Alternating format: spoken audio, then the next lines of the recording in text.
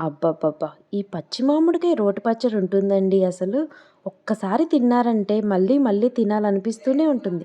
Taste మాత్రం అంత అద్దిరిపోతుంది. ఎలా ప్రిపేర్ చేసుకోవాలో చూద్దాం వచ్చేయండి. ముందుగా ఒక పచ్చి మామిడికాయ తీసుకొని దాన్ని చెక్కు తీసేయాలనమాట. మరీ పూర్తిగా తీసేయకూడదు. లైట్‌గా తీసేయాలి. ఇలా చెక్కు తీసేసి ఆ మామిడికాయని చిన్న చిన్న ముక్కలుగా కట్ చేసుకొని పక్కన పెట్టేసుకోవాలి. ఇప్పుడు శుభ్రం చేసుకున్న రోట్లో మామిడికాయ ముక్కలన్నీ ఒకేసారి కాకుండా ఇలా ఒక్కొక్క ముక్కని వేసుకుంటూ దంచుకోవాలి. అప్పుడే ముక్కలనేవి చిందకుండా మంచిగా నలుగుతాయన్నమాట. అన్నీ ఒకేసారి ఏసామంటే ముక్కలన్నీ ఎగిరిపోతూ ఉంటాయి. ఇలా నిదానంగా ఒక్కొక్క ముక్కని వేసుకుంటూ ఈ విధంగా కచ్చాపచ్చాగా దంచుకోవాలి. ఇలా కచ్చాపచ్చాగా దంచుకున్న తర్వాత ఇందులో 1 టేబుల్ స్పూన్ వరకు రాళ్ళ ఉప్పు ఏసుకోవాలి. సాల్ట్ ఏసుకుంటే ముక్కలు అంత బాగా నలగవు. రాళ్ళు ఉప్పు వేసుకుంటే ముక్కలు మంచిగా నలుగుతాయన్నమాట.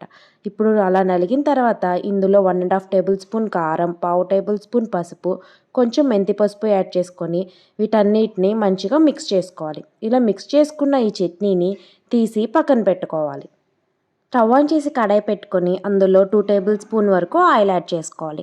ఆయిల్ వేడయిన తర్వాత 2, 3 ఎండుమిరపకాయలు, 1 టేబుల్ స్పూన్ పచ్చిశనగపప్పు, హాఫ్ టేబుల్ స్పూన్ ఆవాలు, హాఫ్ టేబుల్ స్పూన్ జీలకర్ర, కచ్చాపచ్చాగా దంచుకున్న 5 వెల్లుల్లి రెబ్బలు, కరివేపాకు, చిటికెడు ఇంగువ వేసి తాలింపుని మంచిగా వేయించుకోవాలి. ఇలా మంచిగా వేగిన తాలింపులో మనం ప్రిపేర్ చేసుకున్న రోటి పచ్చడిని వేసుకొని మంచిగా మిక్స్ చేసుకుంటే నోరూరించే మామిడికాయ రోటి పచ్చడి రెడీ. రెసిపీ నచ్చితే లైక్ చేయండి.